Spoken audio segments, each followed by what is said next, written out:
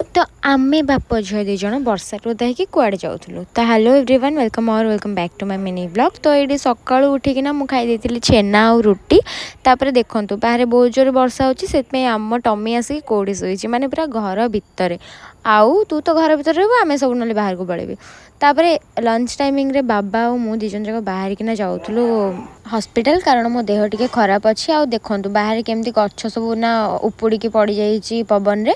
आउ मुझे पूरा रेनिकोट पिंधिकी भी तल आड़ू ओदा होता मुझे देखा चाहूँगी। तापर ये बाबा और मु दिजन जाक जाइलु IDFC बैंक, जोटा कि बाबा टे कम थिला।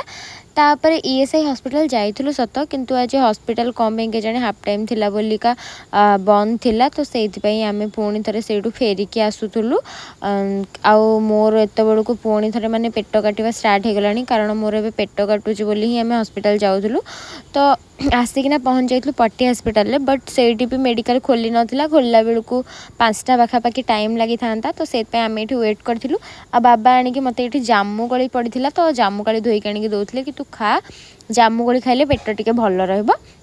तापर हठात किना मेडिकल रू देखिकिना ऑलरेडी मेडिसिन नहीं पलि आसलु, किंतु पुणी इवनिंग रे कौन है ना मो देह टिके अधिक खराब होगला। तापर मु गला पर से आउे सालाइन भी लगिला, कारण से बड़क मो पेट एत जोरे काटुला कि मुझे जमा भी कंट्रोल कर पार नी। तो से मोर सालाइन इंजेक्शन वगैरह लगी। तो यहाँ एक्चुअली 5 दिन तलर ब्लॉग, जो कि मो देह बहुत खराब थिला। तो मुझे वॉइस ऐड कर पारु नथिली।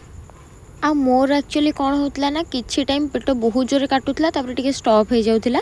तो से टाइम रे मुझे टे क्लिप नहीं जाइली, ताकि मुझे गोटे मिनी ब्लॉग कम्प्लीटली पोस्ट करी पारिबी, कारण बहुत दिन हम मुझे भलरे पोस्ट करूनी।